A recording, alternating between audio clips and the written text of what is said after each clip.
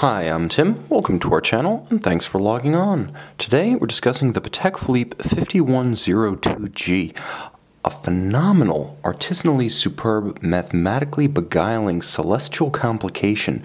You can see and you can purchase this micro-rotor automatic moon phase, moon orbit, star chart, sidereal time in white gold. On our website, subscribe to our YouTube channel if you enjoy these videos, and please click on the card in the upper right hand corner of the screen at any time during this video to see our full sales listing for this spectacular timepiece with additional accessories included in the sale, high resolution images for your desktop, and naturally complete pricing details for this Patek Philippe 5102G in white gold. Now, the watch on my wrist is striking. Knowing nothing about the underlying mathematics or the process of manufacture, it's simply a breathtaking combination of engraving, craft arts, colors, tones, transparent planes. The entire composition of this watch is enough to occupy the eye and the mind. The timepiece on my wrist, 43.1 millimeters across the round of the case, not including either of the crowns, is broad but eminently wearable. It's slim, only 9.9 millimeters thick in spite of the complexity and the automatic winding. The watch is also compact across the wrist at 52 millimeters even from lug to lug. Now, it does have impressive heft thanks to the white gold composition. It also has impressive form thanks to the dramatically welded lugs, which, as you can see, have a pronounced step between the case band and their own structure with dramatically flared bevel. All of the screws that you see are functional. They hold the strap to the case as opposed to the cheaper method of fixing via spring bars. No such thing here. This is the way it should be done for a large, heavy, and valuable timepiece. You can see the case flanks engraved alternately blasted finish and polished with half Calatrava cross motifs recurring as a band around the entirety of the case. Of course, you can see in the crowns what the full Calatrava cross, the emblem of Patek Philippe, looks like. Otherwise, the case is simple.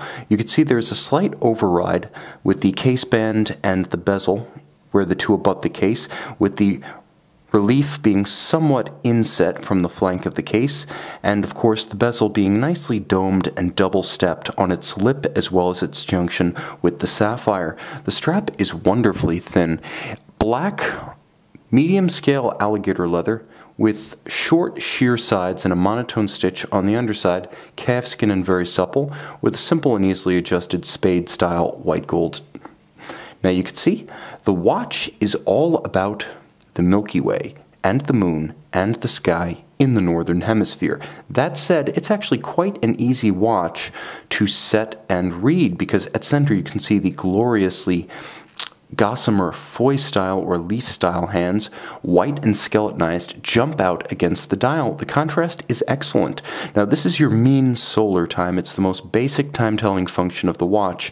Now, you can see the watch has two sets of crowns, one of which is used for winding and setting the watch, and the other of which is used for setting the celestial complications. Now, what you're looking at is actually a set of three sapphires. One covers the dial, and you can see it actually rides up and over the hours scale. You can see how it's superimposed, and the watch has a pronounced three-dimensional effect to it when you view it in person. Then you have that sapphire over a second sapphire that features a sky chart. What you're looking at is the Milky Way, beautifully laid down on a sapphire crystal, but there is a sky chart that moves underneath the oval aperture at the top half of the dial. The oval aperture is fixed. It represents what you're seeing, what you're physically seeing over yourself at night when you're at the same latitude as Geneva or other locations in the northern hemisphere with the latitude of Geneva. Now you can see as I manipulate the crown at 4 o'clock, that's the moon phase, but it's not just the moon phase, it's also the moon relative to the stars of the Milky Way. So what I'm seeing here now is the correct sky for the current time of year, the moon in its correct phase and the moon in relation to these stars through an aperture that represents the sky in the northern hemisphere. Now, the watch has a number of sophisticated organs for telling time. As you turn the crown in different directions, it adjusts different aspects of the display. Now, let's talk about what the watch is actually showing you in technical terms. You're seeing one lunar day, which is 2 consecutive passages of the moon across a meridian. That's a lunar day. You're seeing one lunation, which is a complete moon cycle equal to 2 full moons. And then finally, you're seeing a sidereal day, which is 2 passages of a given star across one meridian.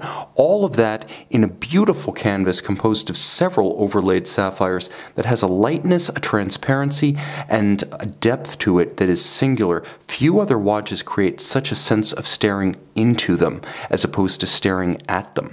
Now, the watch is gorgeous, but it's gorgeous on both sides. Don't underestimate the caliber. The veteran caliber 240 micro rotor. Now, in this case, it is the caliber 240 LUCL because it is lunar and celestial. Automatic winding with a 38 to 48 hour power reserve. It uses a 22 karat gold micro rotor. The advantage being that the watch can be very slim, like a manual wind, while still having the convenience of an automatic. And that's no mean feat when you have a watch with so many particular settings that resetting may be periodically irritating. Keep the watch running on a daily basis or on a winder, and you'll never have to do that. So 38 to 48-hour power reserve, convenience of automatic winding.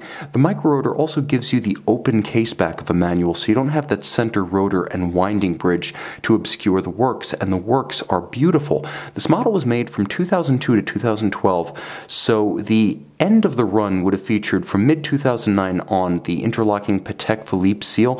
This one features the older Geneva hallmark, and I've examined the movement at close range and I've seen that the bearings are actually steel rather than ceramic, so Patek Philippe adjusting its calibers to use ceramic in the late 2000s.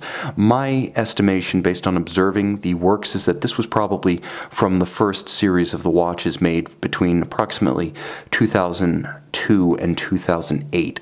Now, the watch also features the traditional finishing standards of Geneva watchmaking, including a richly textured Côte de Genève, perfectly aligned across the bridges, tight and even perlage across the base plate, underneath the rotor, as well as underneath the balance. All of the screw heads, as you can see as I move it through the light, are beautifully blackened, and the anglage, the mirrored rounded finish laid on the edge of every bridge by hand, is readily evident from this angle. As you can see the edge of the bridges, the edges gleaming and glistening in the light. This angle you can see the Côte de Genève and the perlage. From this angle you can see the black polish of the screws and the gleam of the anglage. Now, what it also features is a balance beating away at 21,600 vibrations per hour, and it is a Gyromax style balance, so you can see it is free sprung for easier regulation, and it allows the watchmaker to more easily regulate and get the watch to hold a precise regulation as opposed to a mobile stud index.